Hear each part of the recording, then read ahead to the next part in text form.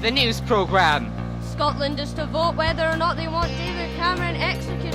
If the vote is yes, he'll be hanged on live television this Friday night for Britain's Got Talent. There's more on that later. Also tonight, Prince George is to be sold at Asda after his parents, the Duke and Duchess of Cambridge, left him at a shop in St Andrews. Plus, Tesco reveals why they've made so much money in the past, and yet they're losing their place in Britain's hearts. A new disease threatened to destroy mankind. Stay tuned to find out what it is.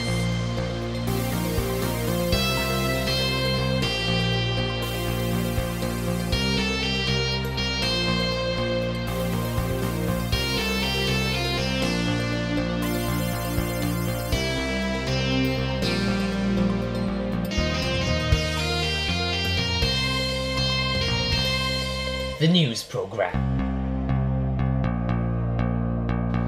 This is the news programme. Good evening. We start tonight with some potentially alarming breaking news that's just come in. There's unconfirmed reports of a nuclear warhead heading towards America. It's not entirely certain at this stage which nation has launched the warhead.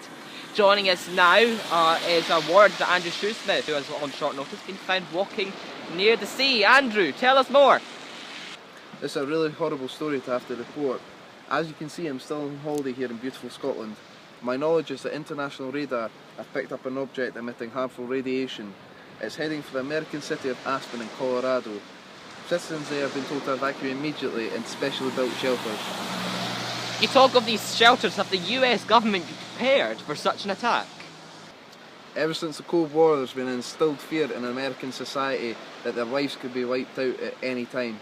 We've just been told that the evacuation of Aspen has been cancelled and the nuclear warhead trajectory has changed and it's now actually heading towards Scotland. You're kidding me, right? Unfortunately not, Andrew. The latest we've heard from the newsroom is that the device is likely to detonate right above where you're standing, approximately 5,000 feet above ground. Well, that's distressing news here in Scotland. However, there doesn't seem to be much panic. People are walking around as if there's nothing going on. If a bomb the size that you're suggesting was to go off, it would cause widespread chaos and panic. Everyone surrounding me would probably die. The air traffic would have to be diverted completely away from anywhere near my location. Andrew, stop. Hello, I'm about to die here. It's only my dedication to the news that's kept me in this location. I'm going to go and look for a shelter. Wait, what? You dicks! I'm away. Arseholes. It's funny. Oh, you fool.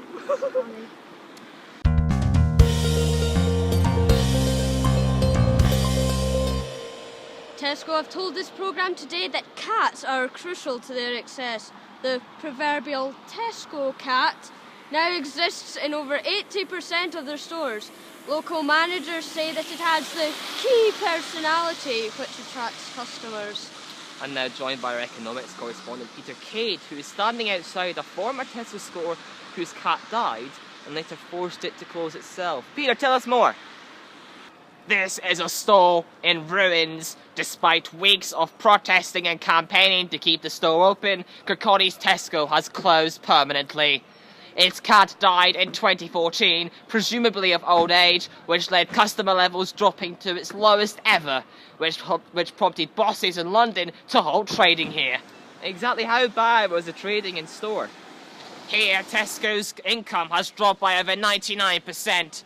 We found a former employee here. You've calmed down now. You were visibly upset a short time ago. Can you tell us about the atmosphere in the store in the days and weeks after Tesco cat died? It was just horrible. Everyone was sitting around, not really doing anything and having nothing to do.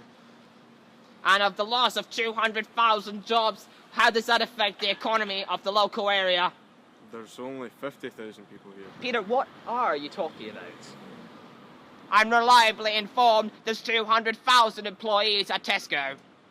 Well, yeah, but not all in one store. Then how many are there? You don't know? About 200 of us. But even still, it's terrible. Give us jobs. Give us It's jobs. getting quite noisy Give here. us I jobs. can't hear you very Give well. us But I'll jobs. come back Give with us more jobs. later on. Give Back to us you, jobs. Jez. Give us jobs. He won't be back, I guarantee it. That economics correspondent looked a lot like you.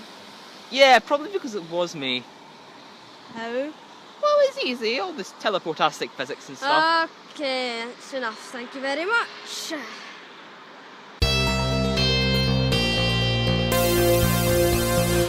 One Direction's most recent album has been deemed as horrifying by the critics. The band, now reduced to 4 after Zayn Malik's membership termination in 2015, have learned of the effects of their contribution to music at the same time as the general public, when the letter was published on the newspaper The Times. As of yet, there is no comment from the band itself, but Zayn has released a statement. Over to our patch in London, our entertainment editor, Jackson Piles. Jackson, what does Zayn have to say to the media? Zayn has said that whilst he was a member of the band, the music that the band produced was unrivaled across the globe. But ever since he left the band last year, he says that their music has gone so far downhill that he cannot bear to listen to it himself. That when he was asked about whether he agreed with the statement in this newspaper article, he said he agreed with every single word of it. Jez? He should be with you. I know it's you, Jez. Get back here. But I'm in London! Why are you hundreds of miles away? I need you for this broadcast. Ugh! Jez, here. Now.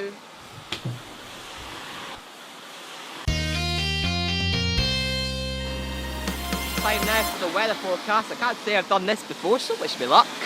Well, that's a lie, isn't it? No. Well, we all know you did this several times on your own last year, so this is definitely not your first. Do you want to do this forecast? I'll be quiet. Yeah, I thought you would. Here we are. The weather forecast, sponsored by Baked Beans. The more you eat, the better your heart. Most of the posh people in the South East will not be able to tell what the conditions are because they're too busy stuffing their faces. Those who do notice will feel high winds in all directions due to the massive farting problem that's plaguing London at the moment. In Scotland, the weather is for hot and sunny conditions, which means people will go taps off, and you'll see lots of beer bellies. If you see a ginger person, please don't try to eat them. Although they will smell nice, the sun will not fully cook them. Meanwhile, in Wales and in Northern Ireland, the weather forecast is for the number 3. That's all the weather. The weather forecast, sponsored by Baked Beans. The more you eat, the faster you'll fart.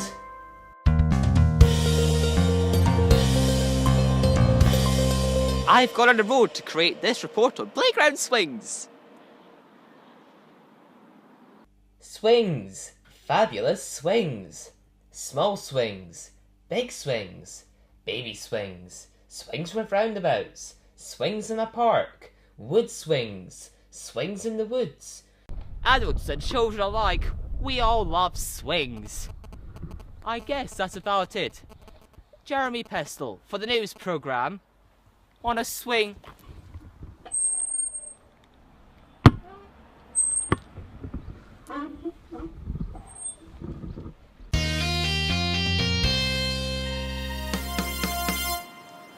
Just time for the morning papers. The Daily Telegraph has been printed in Morse code. Personally, I can't read it. Well, I think it says if you can read this, well done. It's part of a drive by the Daily Telegraph to enable more people to learn Morse code. Clearly you're nothing. Last warning. The Sun go for it. Labour would criminalise alcohol. Obviously, alcohol is not popular with Rupert Murdoch. The Guardian have thanked this programme for their help in finding a lost child. We reported on this last year. Let's see how we did that. The Guardian says it's looking for the parents of the child it looks after, with a special information leaflet on page 9. Oh, I thought there was a bit there. Okay, anyway. They told us today that they've found the person they're looking for. Oh, fantastic. Great stuff. Finally, the Daily Express are apologising again for getting the weather forecast wrong. Maybe they need a real meteorologist, eh, Jez? Certainly, I believe so. That's all we've got time for the news programme tonight. So from me, Jeremy. And me, Hallie. Good night. Good night. Good night. Good night. Good night. Good night. Good night. Good night.